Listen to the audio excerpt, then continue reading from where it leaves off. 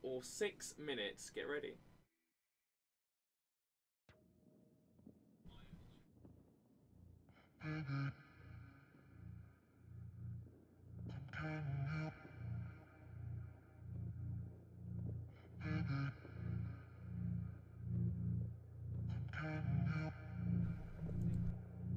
Pull me close and you say you'll never run away.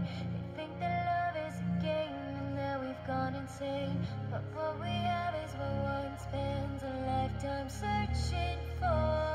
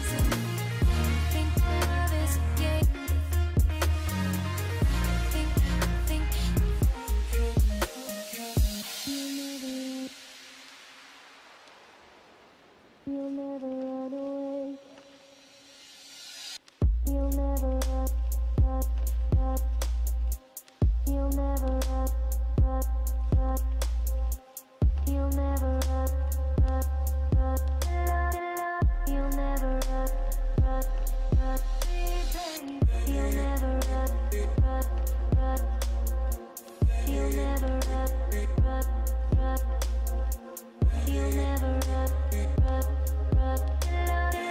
You'll never baby.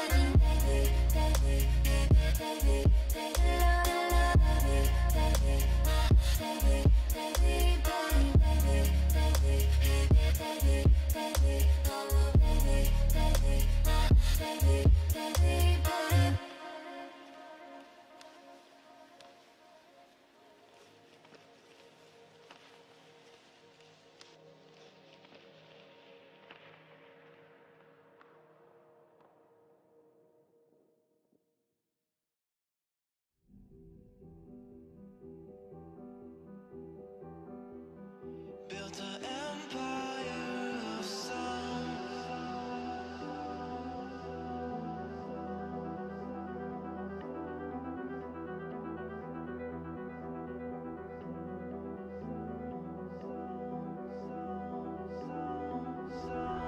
I'm left in nowhere, no place to hide. Out in the open, like ashes in the sky, I could be losing.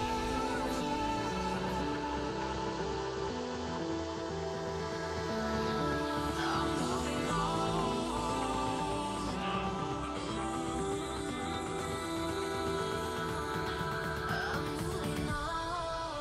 Built an empire of sound as the bridges were falling down. In the midst of endless time, we have built along this line. Built an empire of sound as the sun was coming down, falling deeper in this dream as we failed to find the sea. Built our empire of sound.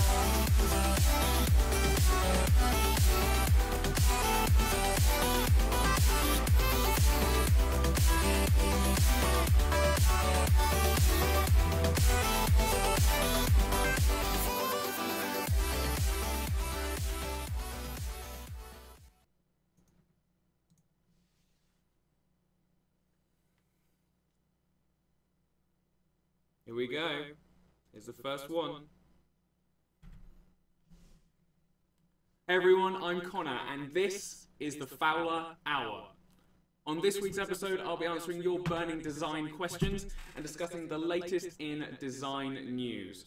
On this first week episode, I'm super pumped because I've been ready and waiting to do this for quite a long time, and it's going to be a bit of a free-for-all, taking questions from YouTube, from Twitter, from Instagram. And in the future weeks, we'll be working on doing topics specifically for social media or for business or for gridding and things like that. So what I'm going to do now is going to work through some of the questions I've received this week, and it's going to be about an hour-long show. I'm going to break it down into two sections. So we're going to have about 45 minutes worth of Q&A, and then we're going to do about 15-20 minutes worth of news topics.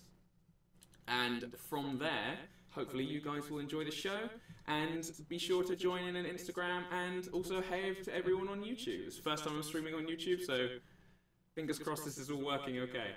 Right, so the first question I'm going to... Well, firstly, let me introduce myself. I'm Connor Fowler, your host. I am 22. I'm a freelance graphic designer. I'm pretty much self-taught. I have done courses here and there, and I will be answering every question I get to the best of my ability. Now, hopefully, the knowledge I've gained in the last 6 years of doing graphic design, I can pass on to you guys, and you guys can learn from there. We have 21 people in the chat right now, and it's going up, and thank you. But yeah, so from here, I'm going to pass on as much information as I can. As you guys know, following my story, I'm going to be talking about transparency and how I do my process. I'm all about helping you guys improve as well as I go on this journey. So, we're going to start with the first question of today, which is coming from... by the way, guys, if you have a question, please use hashtag Fowler Hour or leave a comment in the feeds, and I will pick it up from there. So, the first question we've got for today comes from Instagram, from Coralie. I'm really sorry if I've butchered that. What should a graphic design student do to further our chances of a good career once we enter the industry? What are your opinions on freelancing versus working in a studio? Now, straight off the bat, I've never worked in a studio. I have only worked freelance alongside other creatives, and I will be working alongside an agency, hopefully, in the near future. So, my opinion on this is that whatever you do in university or college, wherever you are, is that you network and you take home every single person's kind of name, what they do, what they aspire to be, how you can work with them in the future. Ultimately, if you don't leave college, university with this network, you're not actually going to progress and get that foot in the door that you need straight away when you leave education. I found this. It's taken me over a year to break through into Instagram. It's taken me more than that to kind of get known on the internet at all for my design work.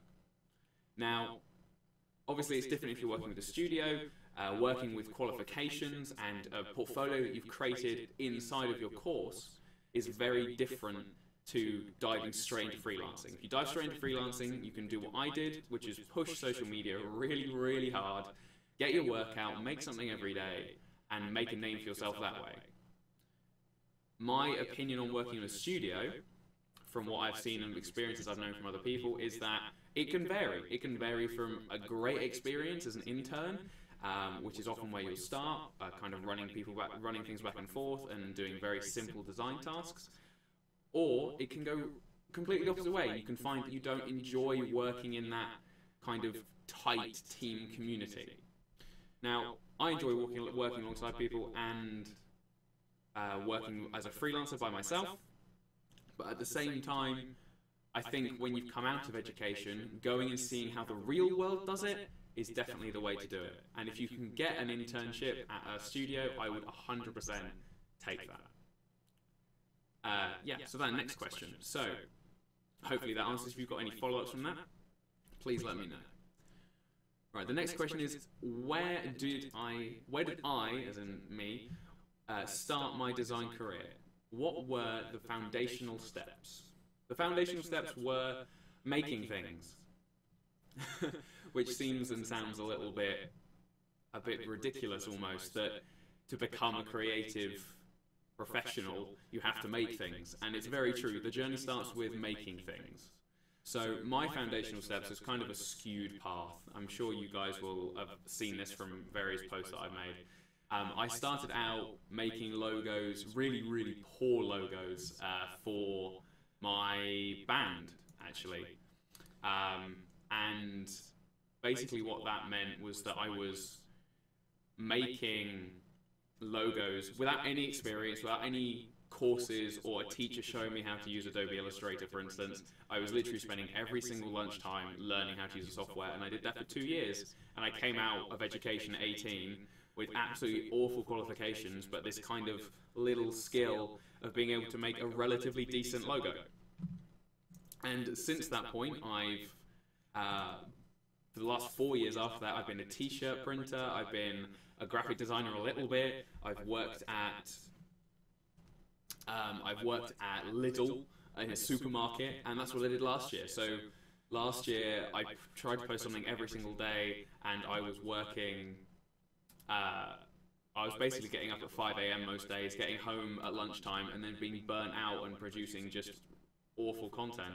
But I had to do that, and I had to push that level, and I still push to that level now to build my career.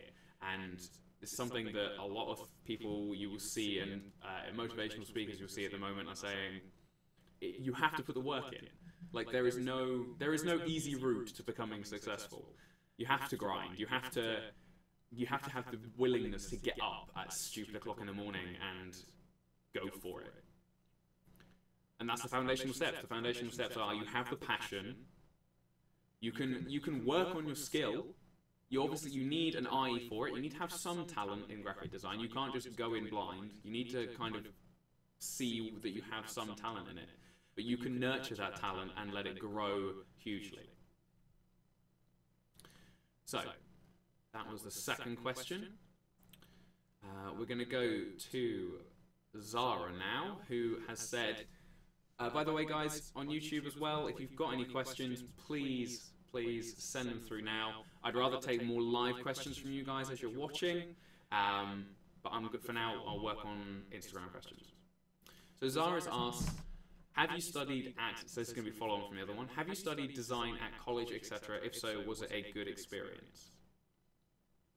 So I didn't study graphic design at all. In secondary school, which in the UK is between 11, 12 and 16, I had the opportunity to do a GCSE in graphic design. I chose not to because at the time the course was more about making packaging and making posters, and it just wasn't my thing at all. I then, because of my grades and because of the lessons and things like that that I took, and the courses that I took at secondary school, when I went to college, as in 16 to 18, so the upper end of high school for you Americans listening, what I did from there was I just did academic subjects. I did history, psychology, biology, and I did maths for a year and I did archaeology for a year.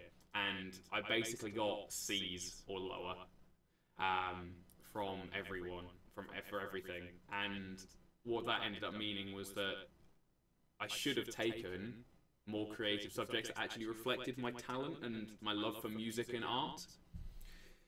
So unfortunately, I made the wrong choice there. I don't really know. I didn't have anyone in my friendship group who did those courses. A lot of the people I was friends with did academic subjects, or they did photography or textiles and fashion, so I don't have any reference point for that higher education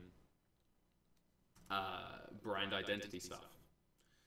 But what I can say is that a point I've read about recently and heard from a lot of larger designers and agencies recently is that many people going to university now, particularly in the States and the UK, your debt is going to be £50,000 or $45,000, or it's going to be extortionate. Like, the amount of money you will spend to get an education in design, when I've learned as much as a university student would learn by myself in the same time, is quite astounding.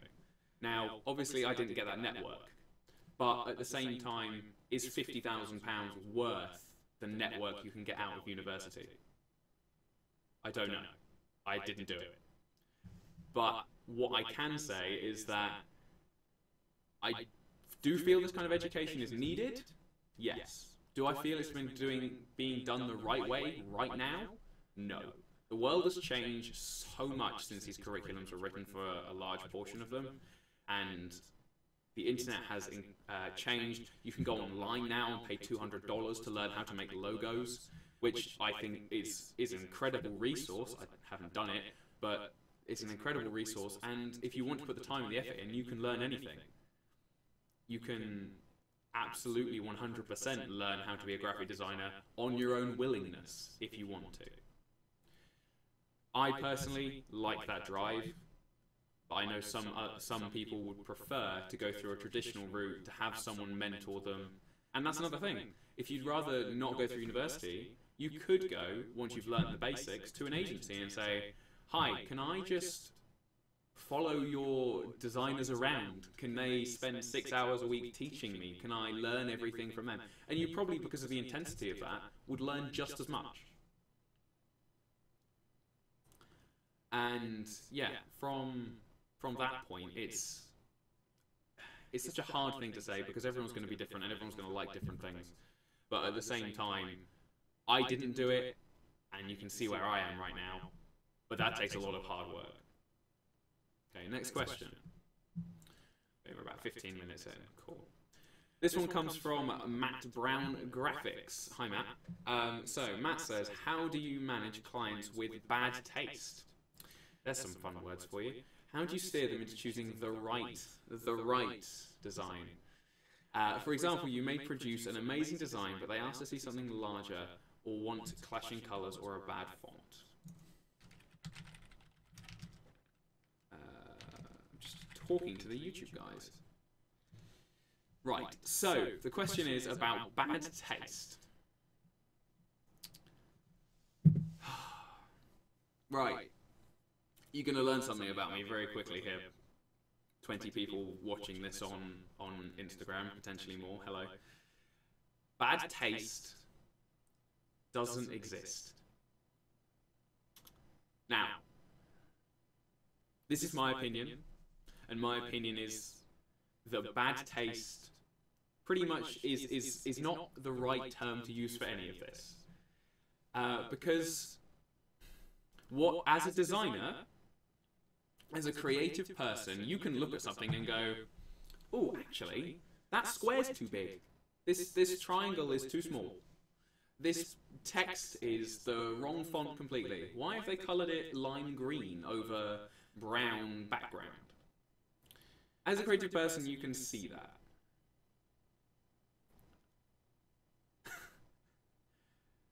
So, as a creative person, you can see that. You can look at something and go, oh, that doesn't look great. How could I change that? But a non-creative person, often clients, who are coming to you looking for your opinions and advice, ultimately, at the end of the day, they end up with a design. They're the ones who have to live with the design. Now, if you make 6 amazing concepts for them, and they go, oh, could you just put a gradient over that and send us that? It's your job as the designer to say, okay, if you'd like that, of course I can do that, if that's within the scope of the project that you've said. Just because you think the gradient of green to pink to yellow doesn't work on this particular design, doesn't mean that they don't like it. And ultimately, at the end of the day, just because your creative direction, your creative opinion is the one fueling the creation of these designs, is the one creating them. You are forming the little spark and taking it to the full design, yes, based off what the client has given you in feedback and questionnaires and all of that stuff. But at the end of the day, they're the ones who have to live with it. So you're working for the client. Yeah? So, specifically in the question, Matt is talking about, what if they want to see something with clashing colors or a bad font? Now, again, I'm going to go back to the same point. We're creative people. We are, as a creative person, what you're saying is that you have the skills to interpret what the client is saying, and you create something and you send it back to them. And you create something and you send it back to them. They're the ones who get the final say. Okay, so if a client wants a bad font, for instance, say they want Comic Sans. That was a fun one in the early 2000s, that's for sure. So if they want Comic Sans, for instance, on their font, they'd like it's fun, it's soft.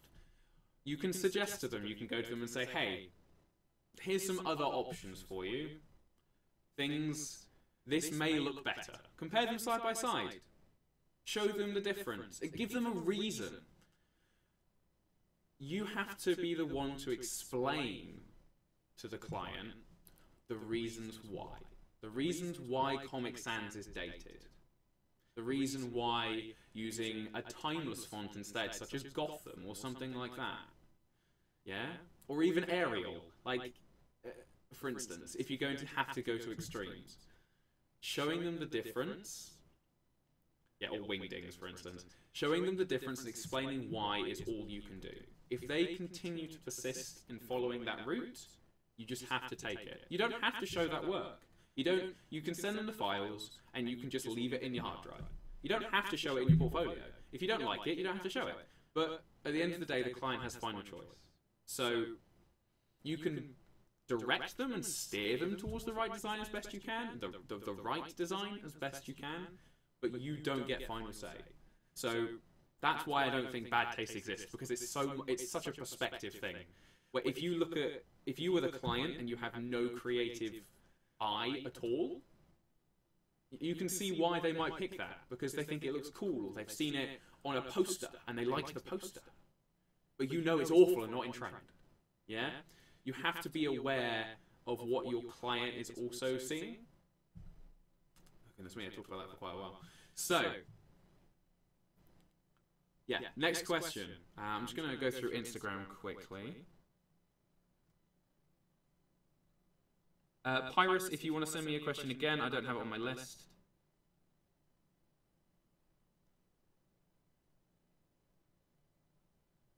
Okay.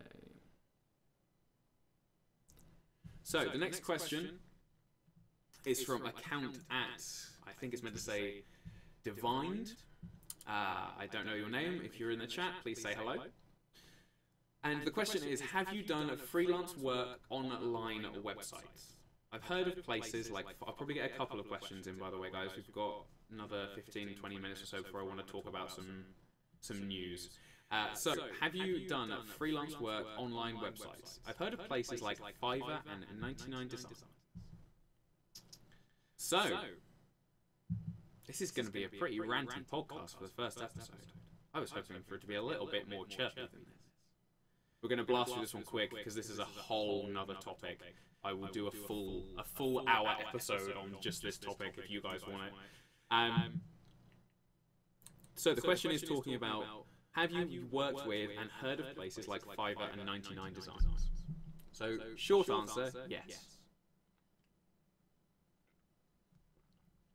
Answer to the question is, don't use them. Basically. If you were following my feed long enough ago, you could see that I was looking, while I was working part-time with another job, I did look into these sites and I did kind of make accounts and have a look at it and go, actually, within like 3 days of setting this up, I went, actually, you know what? My time is worth far more than this platform can ever provide. Which is not a bad thing to think about yourself. You are worth, almost every single person watching this now who makes logos will be worth more than £5 an hour. Or £5 to make a logo. It might even take you 6 hours, yeah? You are worth more than that. Okay? Standard minimum wage in this country is like, what, £6 or something? So, you'd be making a finished product for less than minimum wage in the UK. Which is ridiculous. And understandably, in some areas of the world, where the currency exchanges are different, it can be extremely beneficial to certain people and to companies. It can. But for myself personally, and for anyone who I would talk to and want to give advice to, I would suggest staying clear of Fiverr and 99 Designs. I'm going to move on from this question now, and we're going to do a full episode on that later. Probably in the next couple of weeks. So we've got a question coming in from Blue Deer Design. I'm getting to the end of my list now, guys, so if you've got any questions, feel free to put them in the chat or on Twitter at using the hashtag Fowler Hour, which I'm going to check now. Okay, so, excellent. So yeah, from Blue Deer Creative, what would you say to your 19-year-old self? So I'm 22, 19 is 3 years ago. At 19, I was working as a t-shirt printer. Very seriously labor-intensive job. I was also planning trips to Japan and things like that. So at 19, what I would say to myself is work harder. Save up your money now. Save up your money now, and then worry about it later. work really, really, really crazy flipping hard now. So when you are 22, you have potentially a little bit more comfort and a little bit more money potentially. And more skill. Because yeah, I worked part-time. Oh, I worked full-time between 18 and 20, and then I worked part-time at the supermarket for a year. So, what I would tell myself, Blue Deer Design, what I would tell myself as a 19-year-old is get your head down now. Start now. Meet people now. Connect with people online now. Had I been doing Instagram to the level I was doing, I'm doing it now, 3 years ago, my account might be 50,000 people. I don't know. Oh, by the way, we just hit 9K. It's like 9,005 followers, I think, or something silly like that. So, yeah, woo. But yeah, that's what I would say to myself. Just put in more work now. So, from We Are HD, I've got a few more minutes to talk about this. So, your question is, would you ever consider designing a typeface? Now, I did. I made kind of a really quirky one that had a bunch of different geometric shapes and was like this tall. You can't see it on the stream, like that tall. Very, very, very tall and very, very skinny. I took it down off my website because I wasn't happy with it after 6 months. But yeah, I mean, I would consider making a typeface. Typography is something that I'm not so well versed in compared to logo design. But I'm trying to learn how to set it up and to do more things like that. Is it me or is your voice doubled? 1 second, guys. Shouldn't be.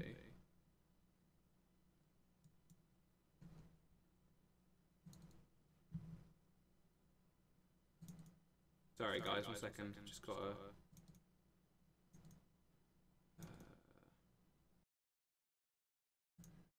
Checking something. I think something's been going wrong. Yeah, that's why.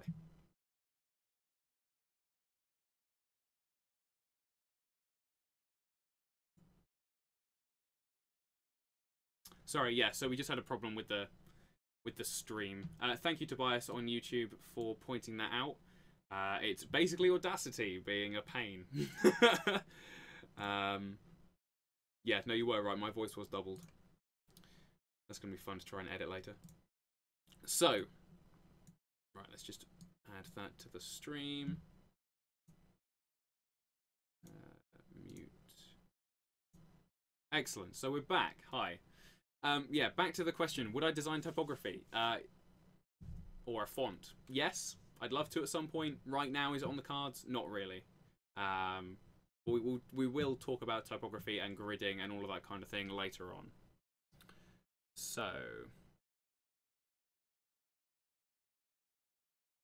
Pyrus asks, was it hard to begin as a freelance designer? Thank you, by the way, Thomas M on YouTube. Really sorry about that echo, guys. It was Audacity basically playing back what it was recording. I'll fix it. I'll fix it in post, so if you want to listen to this again on iTunes when I put it up, you won't hear it. It's fine. Okay, yeah, so the question was it hard to begin as a freelance designer? Yes. Yes, yes, yes, yes, yes, it was. It was very difficult. Why? Because to try, obviously, even in a year, what I've seen, well, almost 2 years, in what I've seen on Instagram and Behance and Dribble and things like that, is the quantity is so much higher. So much higher. And that's because you've got the rise of internet-based coursing and things like that, and more people have the access to get into it. By the looks of the hearts on Instagram, I'm going to say people are agreeing with me. But yeah, the point is, yes, it's difficult. There's no two ways about it. You want to set up your own business. You're not just a freelance designer. You run your own business. You run the admin. You do the accounts. You have to do the licensing. You have to do your contracts. You have to do, unless you farm this out to someone else and have the ability to pay someone else, which currently what I do is I do it all myself because I like to have the hands-on approach. what I like is that I basically control everything. But at the same time, yes, it's difficult. Yeah. What I want to do is do this full time, either in a studio that I run with other people in a creative space, or do this by myself and run my own business, be self-employed. Now, if you ask anyone who's self-employed, not just a designer, but someone who sells products or sells insurance or works on YouTube or is self-employed in some other way, runs their own business, maybe they're a plasterer, for instance. It's difficult. The hardest bit is getting your foot in the marketplace, putting your foot in the door and pushing yourself, not giving up. Yeah, so when I was working 2 jobs, when I was working this and in the supermarket, I would burn out every single day to the point at which I couldn't focus. Yeah, but I knew that if I did it now, when I could quit, I could actually get on and do what I wanted to do. So yes, it's hard. And we'll do a whole, again, I'm going to write these down now. So we want an episode on Fiverr, 99 Designs, and we want an episode on starting a freelance career. Okay. If you guys got any topics for future episodes, specifically things like social media, any specific type of logos, monograms, thick line, all of these kind of things, we can do deep dives. We can go hardcore into different things on different episodes. This is kind of a bit of a free-for-all test run. So, let's go back up a little bit.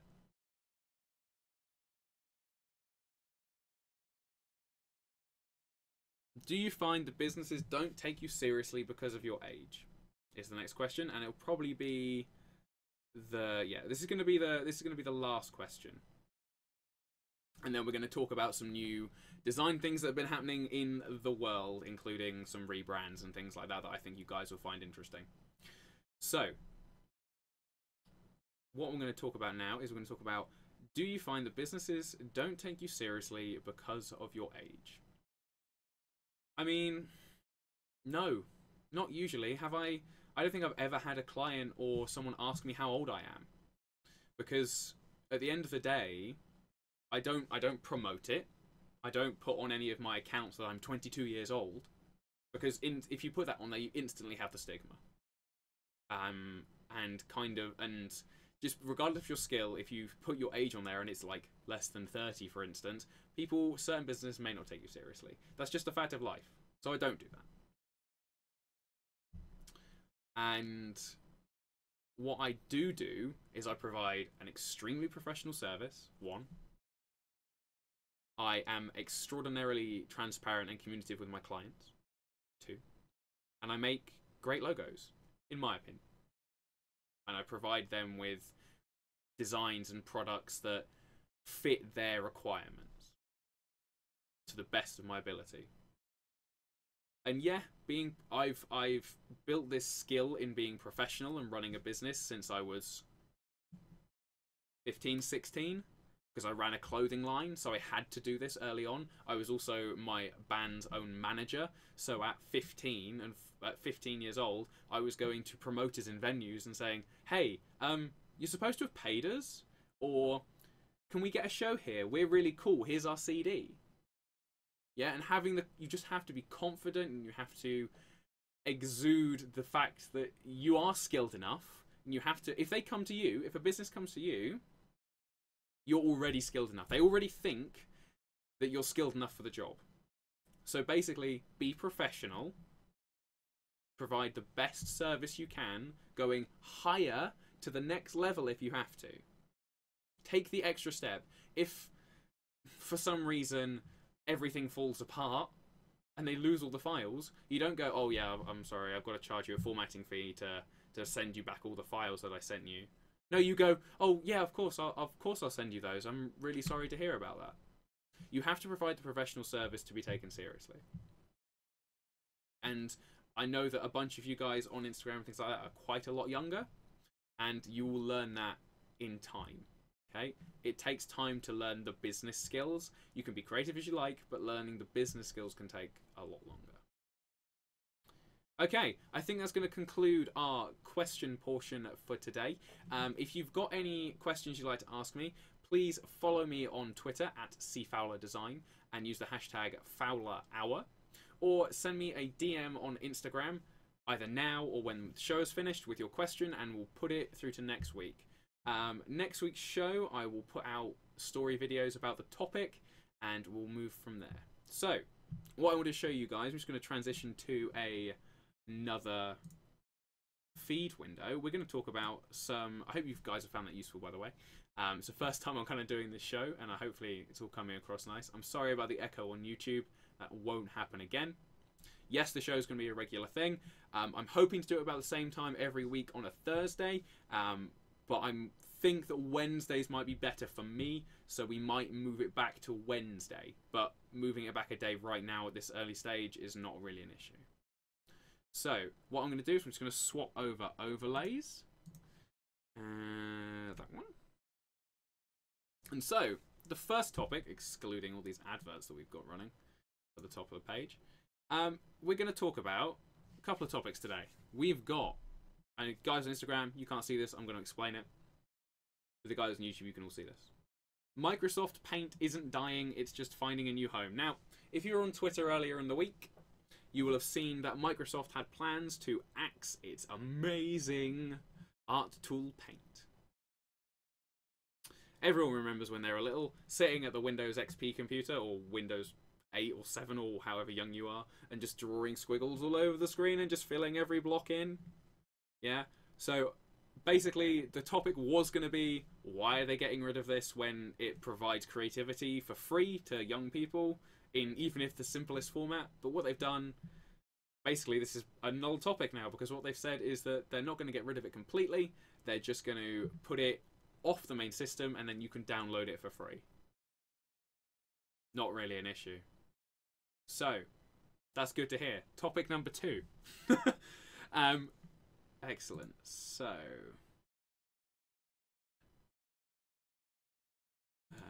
actually, I think I'm a few minutes ahead, aren't I? So, what we'll do is we're gonna go through the news topics now, and then we'll come back around to your questions. So, if you've got any more questions now, we'll do a couple more at the end. Second topic of the week. Again, I'll work out all these advert things. Adobe research team proposes a more playful way to mix colors digitally. Now, what you can see on the screen, and for the people on Instagram watching right now, what I'm talking about is a new tool going to be developed, or in developing, from Adobe. Now, Adobe is what we almost all of us use every single day. We use it for Illustrator, Photoshop, After Effects, InDesign, you name it. What they're developing is, as you can see on YouTube, you can see in the GIFs, you can see in the GIFs, what they're basically doing is you can drag blobs around, blobs of colour, and they will merge into a bigger blob and form a smooth gradient between the two, as if they would with proper paint. And you can smush them around and pull it around, and it will form basically a palette. And you can use a digital paintbrush to create more realistic paintings straight off the bat. Maybe not more realistic representations of colour straight off the bat. There's no need to get a plug-in, no need to blend all of these colours. So, yeah, and basically, this is really cool, because what it allows for in graphic design is you can more easily manipulate colours and move them around and multiply them with filters and layers over all of your design work. Now, it does say that this is quite a way off. It doesn't seem to be in any kind of actual useful stage right now. It doesn't seem that they're just testing this. But it seems like it's going to be a really cool tool if they get it finalised. So, yeah, look out for the Adobe, what are they calling it? Adobe Reform? Adobe Playful Palette, excuse me. So, yeah, that's going to be really cool. And you'll be able to make, if you're an illustrator, it's a pretty good tool for you. So, going to go moving on to the next and final topic of the day, and then we'll spend probably another few minutes talking about questions. So, third one. Converse has rebranded. Converse has gone. You all know what the Converse logo is. It's that long bar of text, the little star in the O. Now, what they've done is they've taken quite a long text logo. They've taken quite a long text logo and reduced it down to its bare essentials. So what they've done is they've taken the star, which is quite an iconic Chuck Taylor Converse icon, and they've put it with an arrow design to show forward-looking aesthetic. I will leave all the links to the articles I've spoken about briefly in the iTunes description and the YouTube description. So if you want to go back and re-watch this, you can go back and have a look. But yeah, what they've done is they've gone for a forward-thinking aesthetic, basically shrinking down their logo design to a square and just having the mark. They do have text underneath, which is very similar to their old font, but at the same time, it's a very good step forward. What it means is for their product design, you don't have to have Converse written down the side. You can just have a big stamp on it now, which I think we're seeing in a lot of rebrands recently, from Deliveroo to MasterCard and all of these bigger companies right now, is that they are making it as minimal as possible while still representing their company, which is quite a difficult thing to do, particularly for brands that have been around for 50, 100, 200 plus years, because people recognize it. And yet what Converse have said is they're going to be rolling this out over the next year or so. Yeah, so the brand's been around since 1908, and what they plan to do is use the new word mark and placement logo, so the little shit with the arrow with the chevron, is put that across all of their marketing stuff. So it won't affect the Chuck Taylor sticker that you get on the side of the shoes, but what it will affect is all of their other products. So in a similar way to Nike has it down the side of the shoe, I'm really thinking that that's exactly what they're going to do. They're just going to put their new logo mark across different things. And what else have they said on this?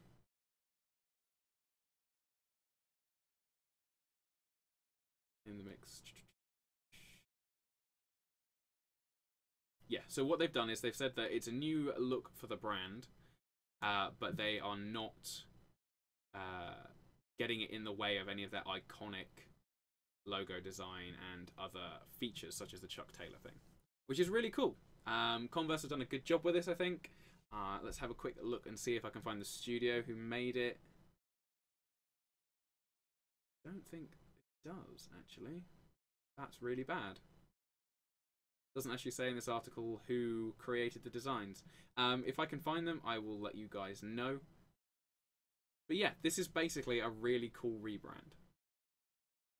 So, I think I'm going to conclude our news topics for today. I think when we kind of do more newsy stuff, I think I'm going to get a guest on so we can have a bit more of a discussion. Again, it's a bit of a trial run for this one.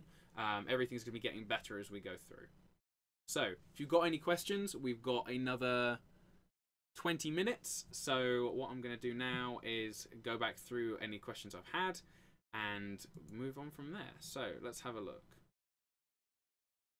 Guys on YouTube, if you've got a question, please put it in the chat now and I will pick it up. And yeah, we'll go back to the question list I've got, switch back overlays. And here we go. Hi everyone. I hope you've all enjoyed the show so far. I'd really appreciate it if you could follow my Instagram account as well if you don't already and this is kind of new to you. And yeah, check out my designs and go from there. So, back to the questions. We're going to be talking about, well, we're going to be answering questions from Instagram, I think, at this point. We've got a couple in Instagram right now. Marcin Graphics, is the logo core a good course? No idea. Absolutely no idea. I was talking about it earlier. I think it's potentially a really good way for people to access the information and learn from these kind of designs and learn from other designers. The quality of the course, however, absolutely no idea. Maybe I'll enroll in it at some point when I've got some extra kind of disposable income to have a look at the courses and things that they provide, see if it's actually worth giving it a review. But right now, absolutely no idea if it's any good. Will one of these podcasts be practical, meaning you will do demonstrations on how to do logos? So, who was that? Diego. So, Diego, I will be doing other videos and other live streams. The Fowler Hour will be specifically for Q&A and news discussion and discussions with other designers. To do more tutorial-based things, I will be doing other live streams, but it won't be under this banner. So it will be under a different name, or it will be under a different series of shows. So, another question we've got from Maria. Best books about logo design. Now, to learn logo design, I learned most of it through books at college, which I don't remember the names of, through Adobe Illustrator's tutorial and kind of essentials, and also just through Googling and through mashing buttons in the software. What I can suggest, though, is getting books such as Logo Modernism and Symbol and Logo, which you can just put into Amazon and they'll come up, and a bunch of the little books by Counterprint. They're all kind of encyclopedias of logo design and graphic design. They're not specifically showing you how to make logos or how to make good graphic design. They are merely a compilation of designs from the last 50 to 60 years, which is really good because it means you can just flick through it and be like, oh, I didn't think of doing that. That's a really cool idea. How can I interpret that into my design? But at the same time, they won't actually, they'll only teach you something from your own intuition. They won't teach you anything with a tutorial or instructions. So, yeah, I think that answers that question. Again, if you want a full episode on books, we can do a full episode on books. I mean, I've got a few. And if you want to, oh, that's another one. If you want to learn about the process of becoming a logo designer and how someone's story affects things, go and buy Draplin's book. Aaron Draplin's book that's just come out. Well, come out in the last year. That's a really good read. It's not so much about all of how he makes logos or his design process. Specifically, it's more about his life story, which is intertwined with so many other things. It's a really good read. Yep, Logo Lounge has got some great books as well. You can check them out. They basically take user submissions, they whittle it down to the best, and then they put it in a book and ship it. Really good format. So, I'm gonna say Harper. Please excuse me if I've butchered your name. Which one is the most difficult part of your logo design process? The first bit, sketching. Always. Yeah, getting the initial idea. Getting the initial idea is always the hardest bit. You need to spend as much time making the design as you do thinking about it, in my opinion. In spending 8 to 10, or even if it's just an hour, thinking about your design and then sketching. Rough sketches. The roughest sketch you can do. Don't draw a circle with a compass. Just draw a really bad blob and then put some lines in it. Make sure that your design process starts with the very basic, roughest ideas and you refine it from there. You don't go straight to digital with your idea, because more often than not, you can come up with a better idea in the process. And yeah, we'll go from there.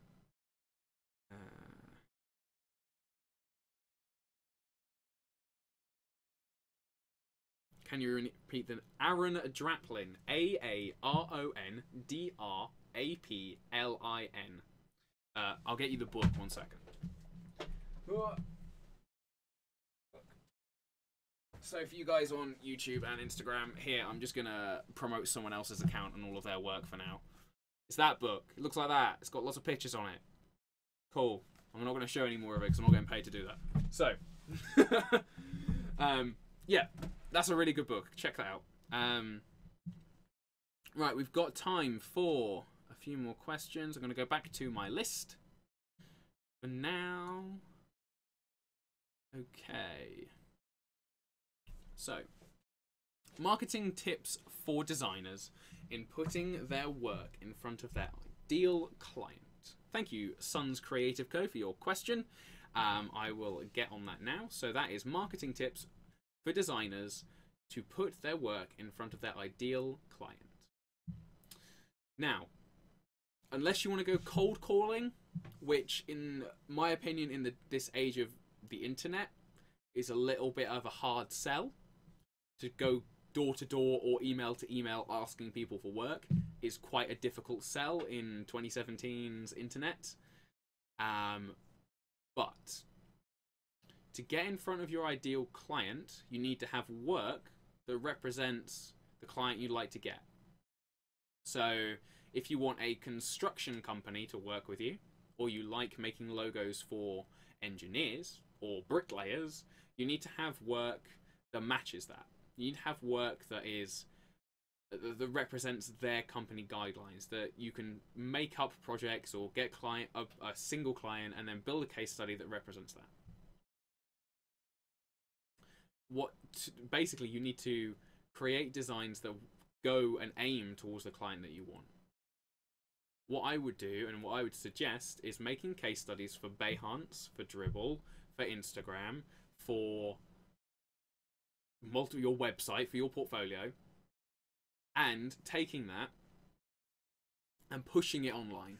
Making a social account and pushing it with the hashtags that you want people to see. So if you make logos for theatres or theatre rehearsal groups and dance troupes, for instance, and you put in a hashtag that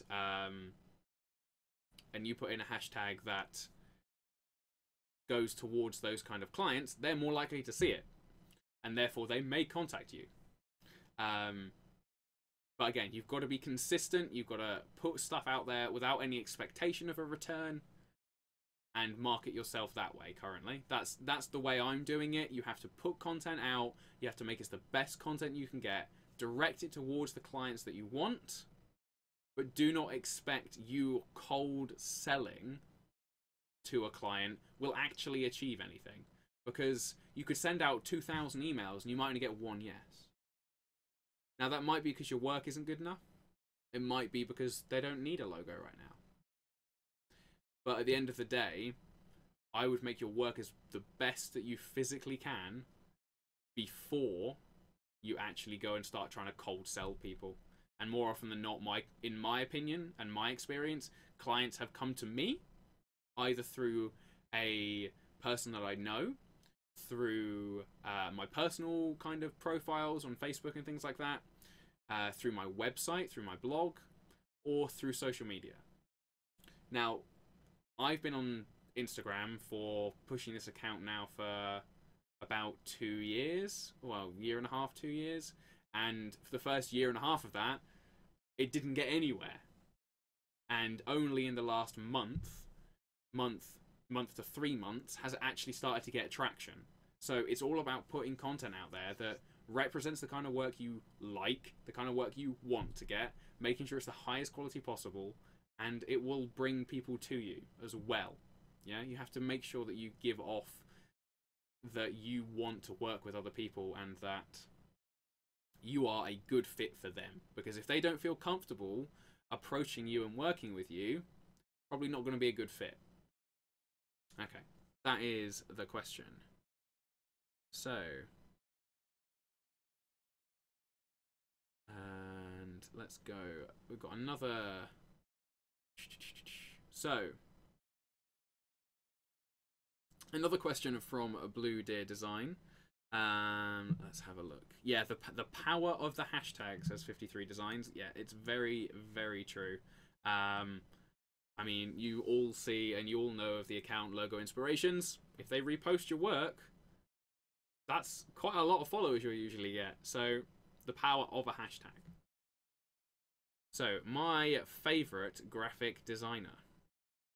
Now, do you guys mean favourite graphic designer for the actual work they've produced, or any kind of different set of reasons? Because currently my favourite kind of group of designers and graphic designers and people who talk about business of design is the guys from Blind LA or The Future. So it's Chris Du and his team. Basically, the way they view design business and the way they create designs and proposals for their clients is next level. It's always pushing the boundary, which is something that I always aspire to by actually kind of taking on what other people have said, looking and absorbing information and trying to learn things, and then pushing that content back out and making your stuff better and better and better. For design styles, at the moment, my favourite designers on Instagram are Brendan Goodcuff, Landlow, I believe his name is Landon Cooper, and also J.R. Ingram. He posts the tiny ass logos with kind of really cool backgrounds. But yeah, they're kind of my favourite designers at the moment. So, and I think we're going to do another deep dive on this topic, which is the last question I'm going to talk about today. Got 9 minutes or so. If you've got another quick question, guys, get it in now, and I will condense down all of this into a podcast format, which you can listen to on iTunes later. So J.R. Ingram asks tips on growing a social following. So, as I just said, it's been over a year, more than that in fact, than I actually haven't actually got anywhere with my account in that time. So I've been pushing my account, I've been pushing daily content for over a year, and it got nowhere. In fact, until a month and a half ago, my account was actually going down. And what I decided was, if I don't push it now, I'm basically going to lose it. So, my tips for growing a social following are: find the best hashtags that you can. 25 to 30 of them. I think either the maximum's 28 or 30 hashtags on Instagram. Find the best ones that you want. The people who you want to see, the people who you want to show your designs to, use hashtags that target them. Okay? Obviously put some in there for the design community who will come and like your content and give you feedback and all of that kind of thing, but make sure your hashtags are appropriate for the clients and the people you want to show. Number one. Number two is make sure that you put out content every day, or at least be consistent with it. If you want to post 4 times a week, twice a week, once a week, be consistent and make sure the quality is up there. Okay? If you're posting one thing a week and it's a really, really awful sketch post that you've taken at like 6 foot away with your phone and your sketchbook, yeah, and it doesn't look good and the composition's really bad, then you're not going to grow a following. Be consistent with your branding and make sure you document your process. You have to give before you can get back on social media. You have to put loads of effort and loads of content in before you get anything back, which is the hardest thing, which is so disheartening when you wake up and your post that you think you spent hours and hours and hours making this design and you just wanted people to like it, and you wake up and you're like, oh, this one got 5 likes, but my post of my dog got 100 likes. Oh. Yeah? So you have to make sure that doesn't beat you. And if anything, just makes me hungrier to do it more, just to make sure I'm on top of the trends, I'm on top of the game, I'm pushing the boundaries more, because the worst thing about social media is this instant gratification validation thing going on the internet in the last 5 years or so, that when you make a tweet or you make an Instagram post, you want 100 people to like it, and if 100 people don't like it, oh, it's the end of the world. Like, you have to just deal with it, and you have to put out content every single day that you can and expect nothing. And eventually, it'll come back. Took me a year and a half. Yeah? And in the last, month and a bit, I've gone from 5,000 followers to 9,000 followers. So, again, we'll do a full deep dive on social media. We can do that. That's quite easy. Yeah, going back to the chat for the last 5 minutes or so. Ben asks, do you think there's still money to be made in design? Creative work can sometimes be underappreciated. What's your opinion on that? You're right. Design work and good creative work can be underappreciated. But if it's underappreciated and someone comes to you and says, oh yeah, a logo design for $5,000? A logo design for $25,000? A logo design for $120? Oh, that's way too expensive now on my budget. No logo design's worth more than that. You don't want to work with that person. I don't really know how else to put that. You don't want to work with that person. If someone is throwing numbers at you and undervaluing your content, you don't want to work with them. Because more often than not, I have found in my experience, they're not going to be a nice client. They're going to be difficult to work with. And ultimately, there are people out there who appreciate the design work, who understand that you spend 100+ hours or even more, or however long you spend, and that has to pay your bills. Yeah, you don't get paid in exposure. Yeah, for any other job. You don't get paid $5 to work 20 hours in any other job.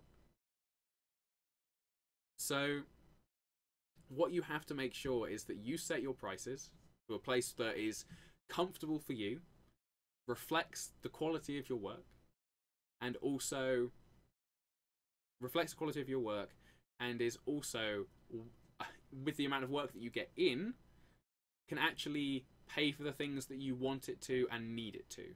And if you set a goal for a certain amount, you've got to make sure that your stuff reflects that. Now, you have to work for that as well. You can't just sit there and be like, yeah, my logo design's $10,000 a logo. I don't have any clients for a year. Maybe you think you should rethink your prices. But yes, people always undervalue everything. They'll always undervalue everything. They're always trying to get a sweeter deal for them. But if someone comes at you with that kind of attitude, I personally wouldn't work with them. Because I know the value of the work that I produce. Okay. So, we have 30 seconds remaining on Instagram before this stream ends. So I'm going to wrap up the podcast here. Thank you so much to everyone who's tuned in on Instagram and on YouTube. This has been the Fowler Hour, and I am your host, Connor. So, thank you very much for tuning in, and I will catch you next week. Be sure to follow me on Instagram and Twitter at @CFowlerDesign using the hashtag #FowlerHour to ask me your questions. Thank you very much. I will see you guys next week.